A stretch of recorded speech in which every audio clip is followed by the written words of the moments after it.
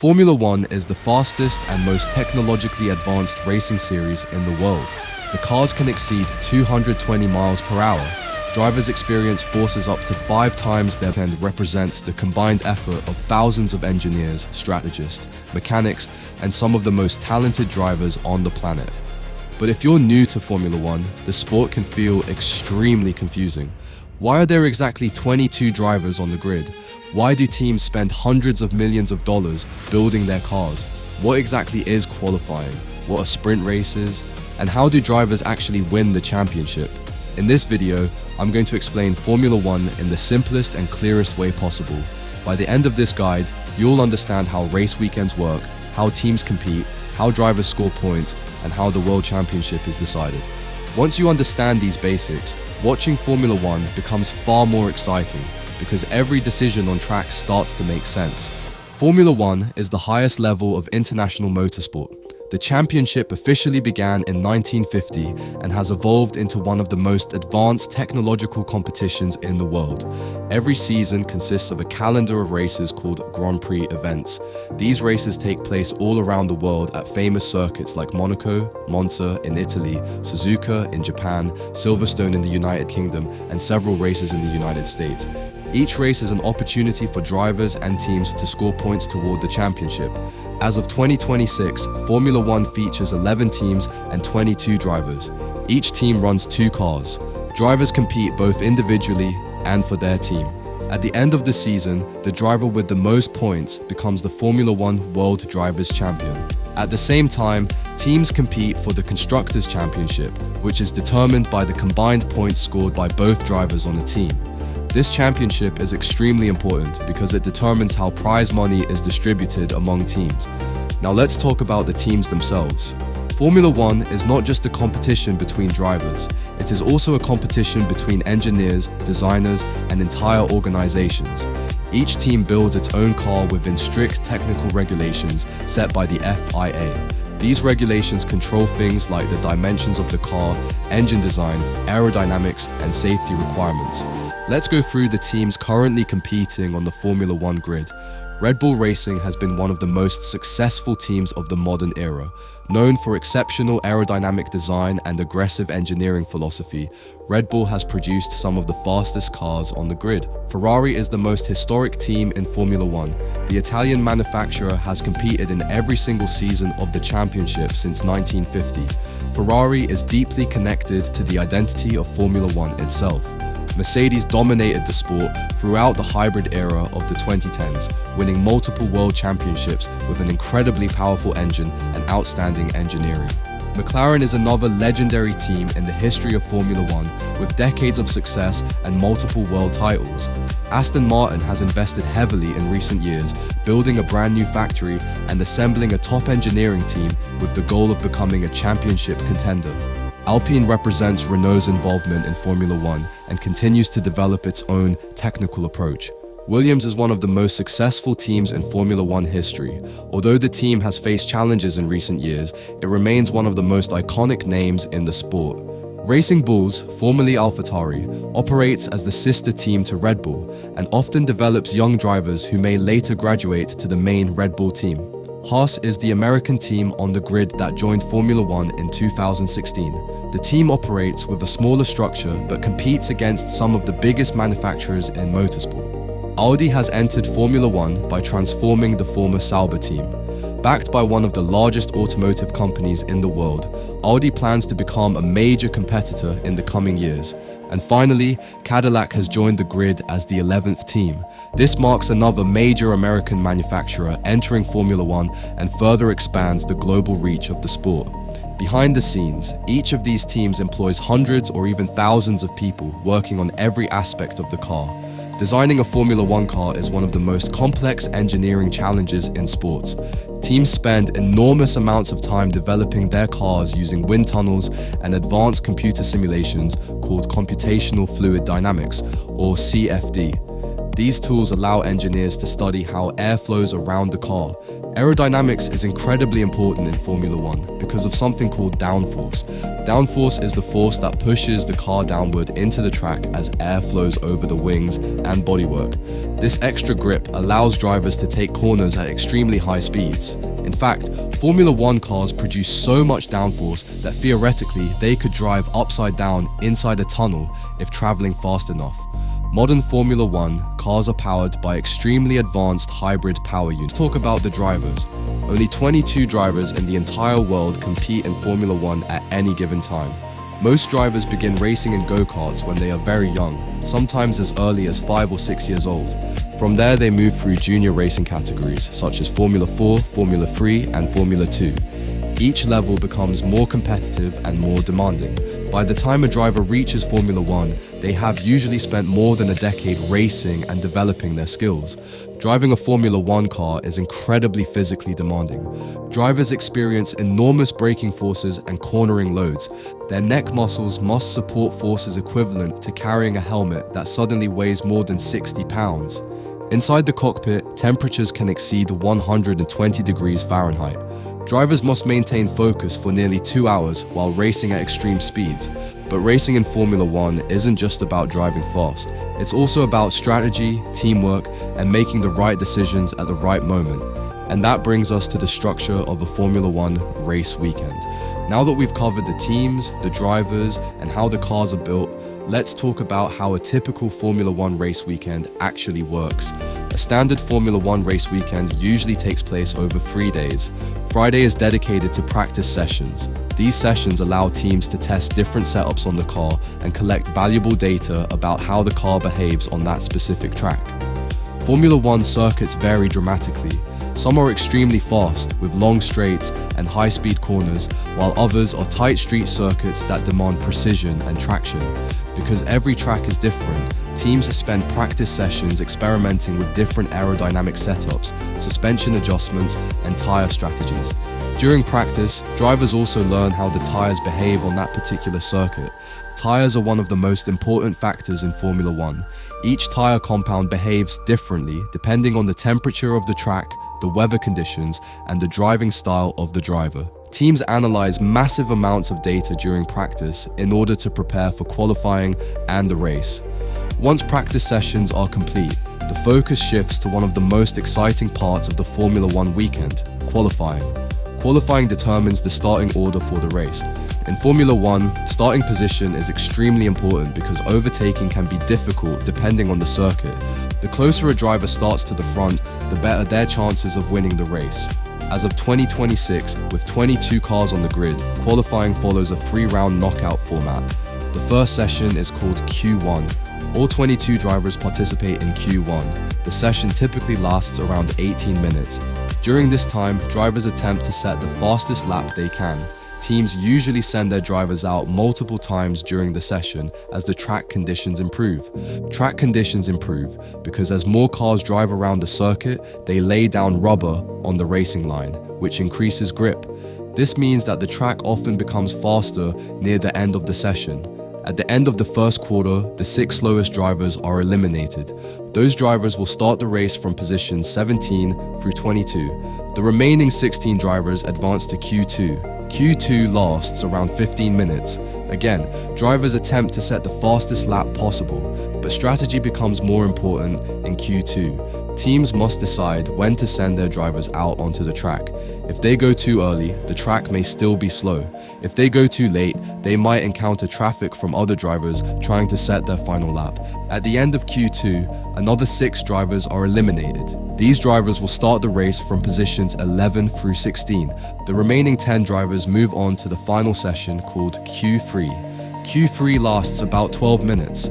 This is the final battle for pole position. Drivers usually attempt 2 flying laps during Q3. First, they complete an initial fast lap to secure a competitive time. Then they return to the garage while their team prepares the car for one final attempt. During the final minutes of Q3, drivers go out for their last flying lap when track conditions are at their best.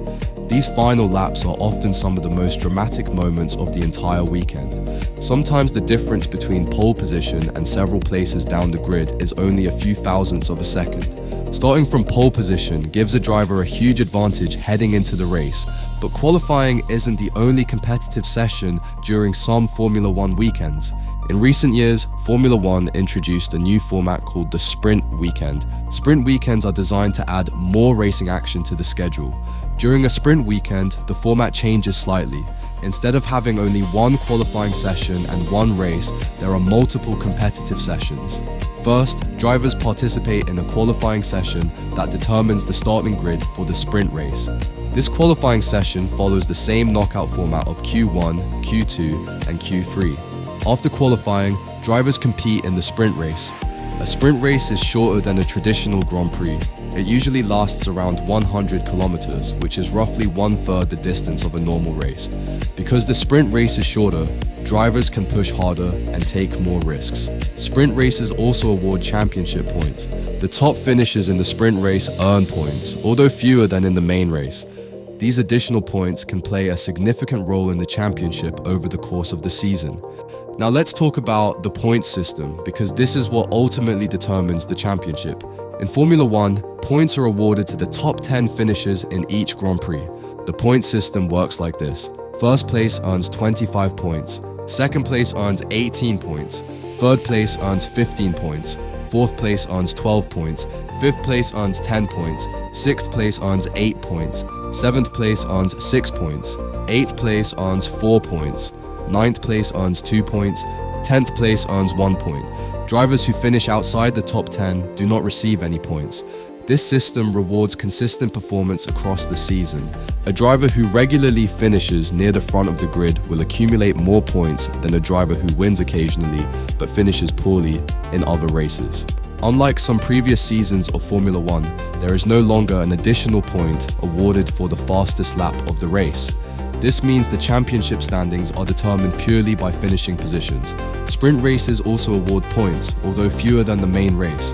These sprint points add another strategic layer to the championship battle. Over the course of an entire season, these points accumulate race after race. This brings us to the two major championships in Formula One. The first is the World Drivers' Championship. This championship is awarded to the driver who scores the most points throughout the season. Every race result contributes to a driver's total. Drivers must perform consistently across many different circuits and conditions in order to win the title. Winning the Drivers' Championship is the ultimate goal for every Formula One driver. It represents the highest achievement in motorsport. But there is also a second championship happening at the same time. This is the Constructors Championship. The Constructors Championship is awarded to the team that scores the most combined points from both of its drivers. For example, if both drivers from the same team finish inside the top 10, their points are added together. This makes teamwork extremely important. Even if one driver is fighting for the championship, the second driver still plays a crucial role in scoring points for the team. Winning the Constructors' Championship is incredibly important because it determines how the sport's prize money is distributed. The higher a team finishes in the championship standings, the more money it receives from Formula One. This prize money can reach hundreds of millions of dollars. Because of this, teams fight fiercely, not only for race wins, but also for every single point available during the season. And that brings us to one of the most fascinating parts of Formula One: strategy. Now that we understand how qualifying works and how points are awarded, we can move on to one of the most fascinating aspects of Formula One: race strategy. Formula One races are not simply about driving as fast as possible from start to finish. Strategy plays an enormous role in determining who ultimately wins a race. One of the biggest factors in race strategy is tire management. In Formula One, all teams use tires supplied by the manufacturer Pirelli. However, not all tires are the same. Pirelli produces several different tire compounds, each designed with different levels of grip and durability. For dry conditions, there are 5 different slick tire compounds in the Pirelli range. These compounds are labeled from C1 through C5. The C1 compound is the hardest tire in the range. It is the most durable but provides the least grip. At the other end of the spectrum is the C5 compound, which is the softest tire.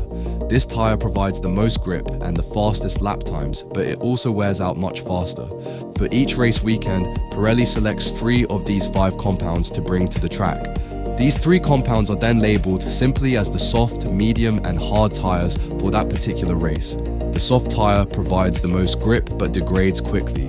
The medium tire provides a balance between grip and durability. The hard tire lasts the longest but offers less performance.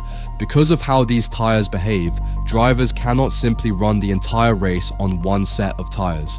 Formula One rules require that during a dry race, drivers must use at least 2 different tire compounds. This means that every driver must make at least 1 pit stop during the race to switch to a different tire compound. This rule ensures that strategy becomes a key part of the race. Teams must decide which tire compounds to start the race on and when to change them. For example, a driver might start the race on soft tires to gain positions early in the race thanks to the extra grip. However, soft tires wear out quickly. This means that driver may need to pit earlier than competitors running harder tires. Another driver might start on medium or hard tires and stay out longer during the first stint of the race. This creates multiple strategic options. Some races are won with a one-stop strategy, where a driver changes tires only once. Other races require a 2-stop strategy, where drivers make 2 pit stops during the race. The decision depends on many factors, including track temperature, tire degradation, and how competitive the car is on different compounds. But strategy in Formula One goes far beyond simply deciding when to change tires. Teams also consider something called the undercut. The undercut occurs when a driver pits earlier than a competitor in order to gain an advantage with fresh tires. Because new tires provide more grip, the driver who pits earlier may be able to drive faster lap times and gain track position once the other driver eventually makes their stop. There is also the opposite strategy, known as the overcut. The overcut occurs when a driver stays out longer on older tires while their competitor pits earlier. Sometimes the driver staying out can maintain strong lap times and gain track position when the other driver struggles to warm up their new tires. Both strategies are constantly evaluated by teams during the race. Another major factor in Formula One strategy is the safety car. If a crash or dangerous situation occurs on track, race control may deploy the safety car. When the safety car is on track, all drivers must slow down and follow the safety car until the track is safe to resume racing. During this time, drivers often take advantage of the opportunity to make a pit stop. Because the field is moving more slowly behind the safety car, the time lost in the pit lane is reduced. This can completely change the strategy of a race. Sometimes a driver who was far behind suddenly gains an advantage simply because the timing of the safety car allowed them to pit at the perfect moment. Weather can also play a huge role in strategy. When rain begins to fall, teams must switch from slick tires to wet weather tires. Formula One uses 2 types of wet weather tires. The first is the intermediate tire, which is designed for damp conditions or light rain. The second is the full wet tire, which is designed for heavy rain and standing water on the track. Choosing the correct tire at the right moment can make the difference between winning and losing a race. Now that we understand tires and strategy, it's important to talk about another challenge drivers face when trying to pass another car. Overtaking in Formula One can be difficult because of something called dirty air. When a Formula One car moves through the air, it creates turbulence behind it. This turbulent air disrupts the aerodynamic performance of the car following behind. Because Formula One cars rely heavily on aerodynamics to generate downforce, this turbulence can reduce grip for the car behind. This makes it harder for drivers to stay close enough to attempt an overtake. To address this problem, modern Formula One cars use advanced active aerodynamic systems. These systems automatically adjust aerodynamic elements of the car depending on the situation. For example, the car may reduce aerodynamic drag on straights to increase speed. Then it may switch to a high downforce configuration when entering corners. These systems help improve overtaking opportunities and create more exciting racing. Another key moment in every race is the race start. At the start of a Formula One race, all 22 cars line up on the starting grid according to their qualifying positions. When the starting lights go out, drivers accelerate toward the first corner. The opening lap of a race is often chaotic. Drivers fight aggressively for position, and sometimes multiple cars try to enter the same corner at once. This can lead to dramatic overtakes or even collisions. Surviving the opening laps is often critical to achieving a good result. As the race continues, drivers must carefully manage their tires, fuel usage, and car performance. Engineers constantly communicate with drivers over the radio to provide updates about competitors and strategy. Finally, after around 305 kilometers of racing, the driver who crosses the finish line first wins the race, and every position matters because each finishing position determines how many championship points a driver receives. Over the course of an entire season, these points accumulate race after race, and at the end of the year, the driver with the highest total becomes the Formula One World Champion. The team with the highest combined points from both drivers wins the Constructors Championship. These two titles represent the ultimate achievements in Formula One, and that is the core of what makes Formula One so fascinating. It is a sport where engineering innovation, human skill, strategy, and speed these elements, watching a race becomes a completely different experience. You begin to notice the strategy battles, the qualifying drama, and the tiny details that separate victory from defeat. And that's why millions of fans around the world tune in every race weekend, because in Formula One, anything can happen, and that's exactly what makes it so incredible.